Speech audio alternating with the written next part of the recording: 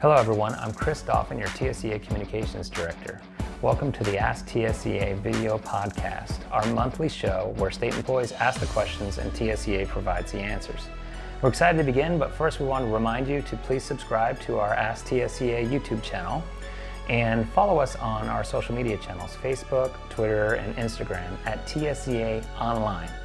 All right, so thanks for tuning in. Let's get into it.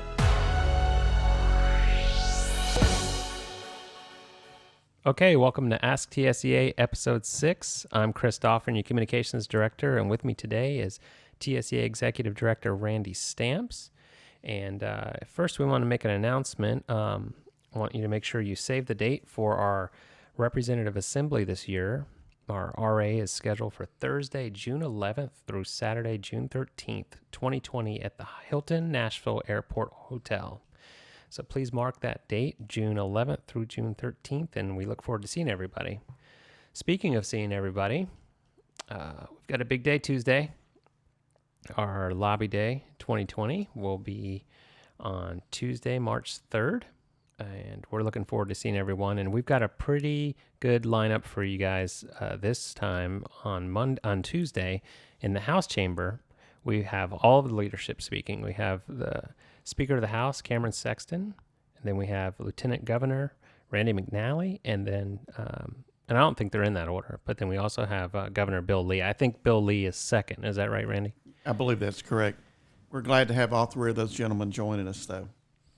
And then after that, our folks will break up into their groups and visit with their legislators. And then we have a big lunch planned for everyone, legislators and their staff, and then our state employees. We're going to actually have West Tennessee have lunch first together, and then East and Middle will break. And then after that, we'll continue visits with our legislators. And we're really looking forward to this day and seeing some of our great state employees. You know, we've been doing a lot to build these relationships, not just at Lobby Day, but at our legislative dinners that we've been having. And since the last podcast, we've had 3 legislative dinners, one in Morristown, one in Chattanooga and Hamilton County, and then our last one out in Northeast Tennessee.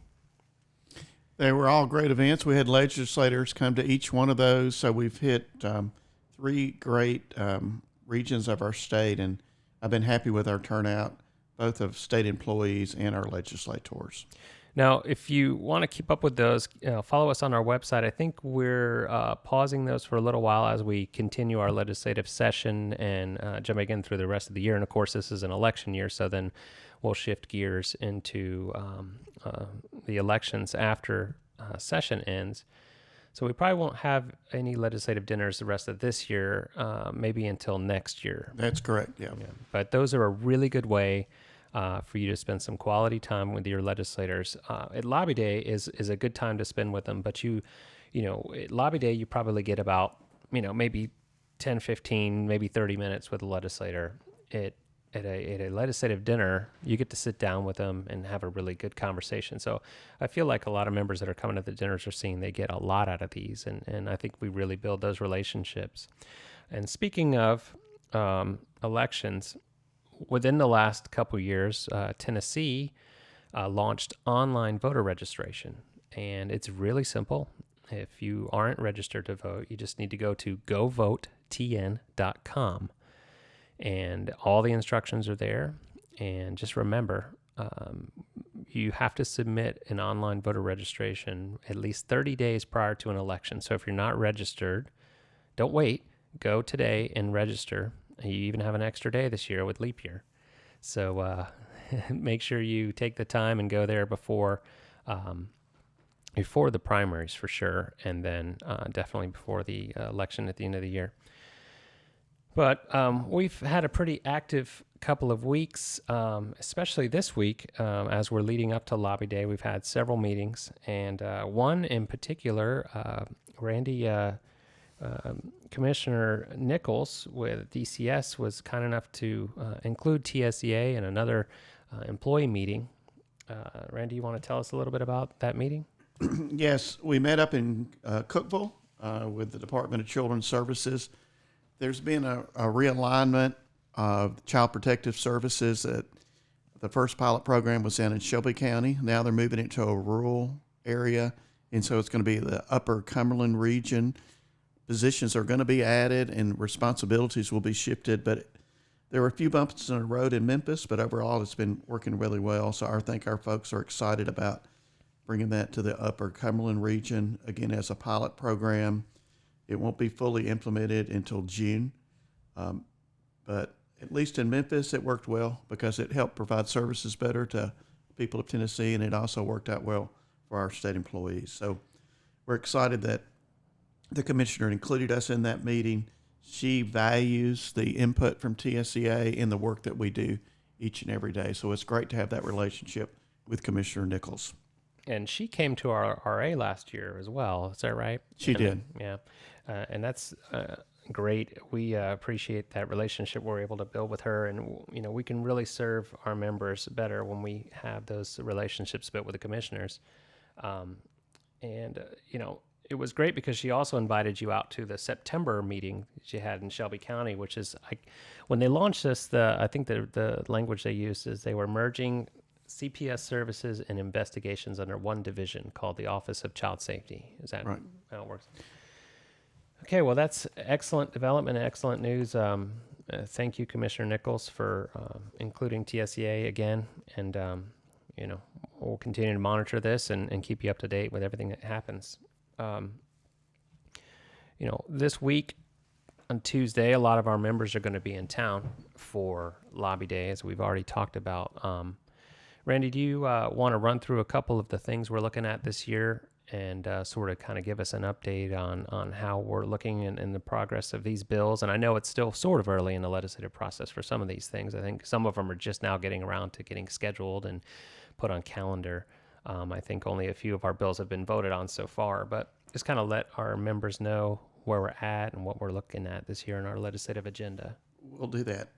The 401k bill, we want to up the match there. We specifically asked for $25 more. I'm not sure if it'll be that much, but we want to have an increase in the 401k match that the state matches employee contribution that hasn't been raised in 11 years. So we're hoping we can add to that.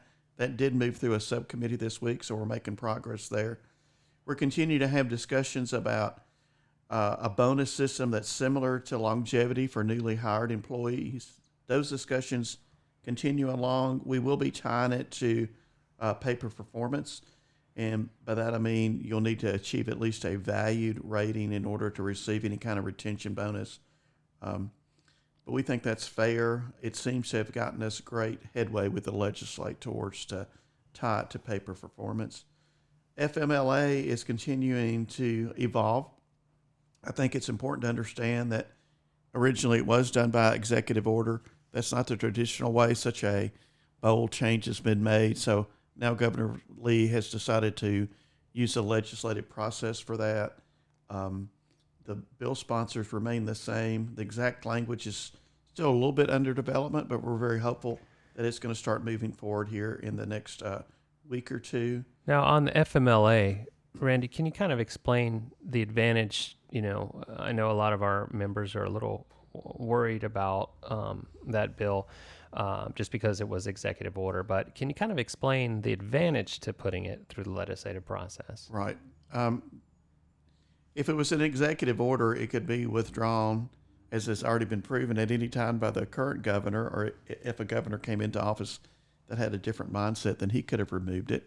Going through the legislative process, we'll put it in statute, which means it's going to stay there until some legislative body decides it needs to be removed. I still think the prospects of its passage are good, and I don't want folks to be discouraged just because the executive order was lifted.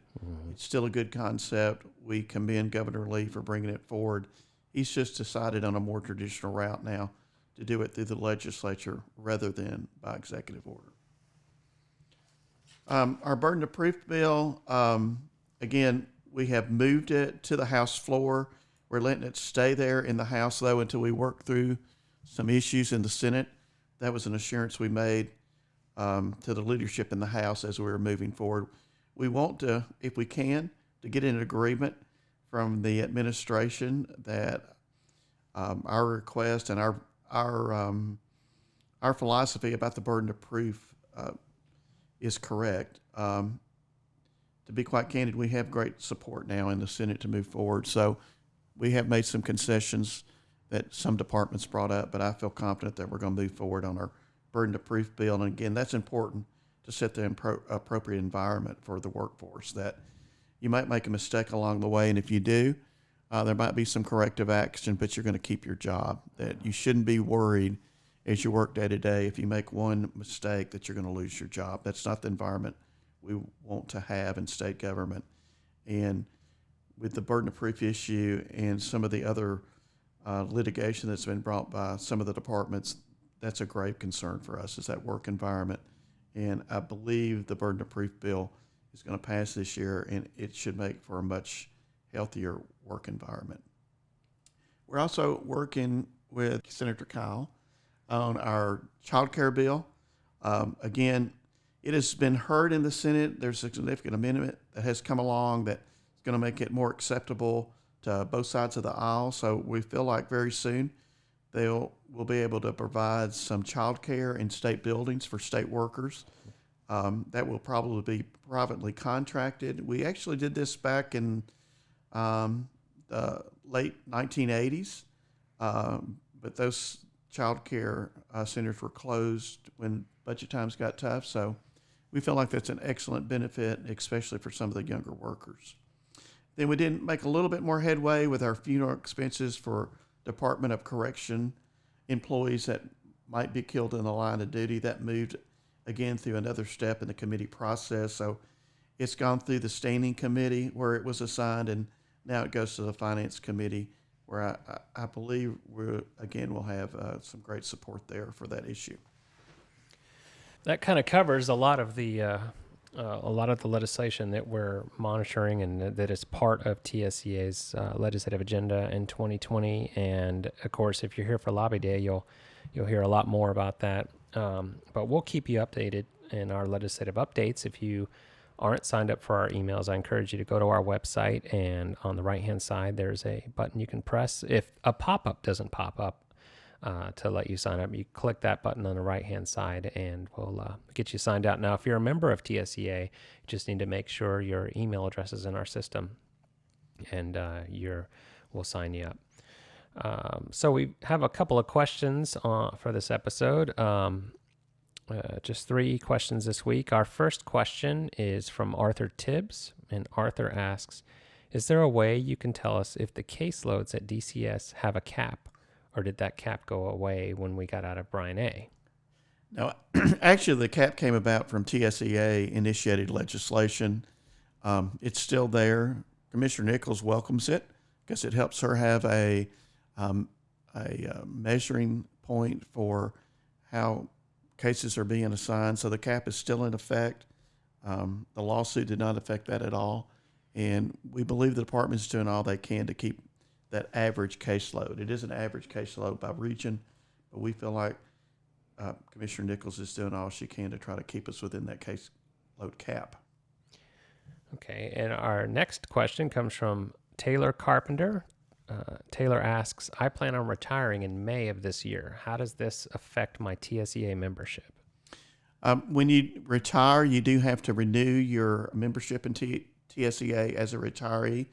We mail out that application to you, let you know that. But if for any reason you don't receive that pretty quickly after your retirement, you do need to rejoin.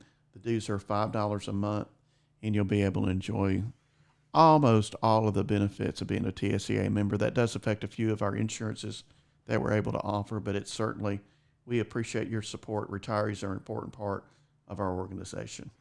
And if you have any issues with that, or if you didn't receive that packet, or any issues in general, you can always call TSEA at 615-256-4533 or 800-251-8732. Or you can email us at info@tseaonline.org. Okay, our final question comes to us from Tony Jordan. And Tony asks, I heard we will not have to pay an insurance premium in May. Is this true? It is very true, and that is a big deal to a lot of our folks.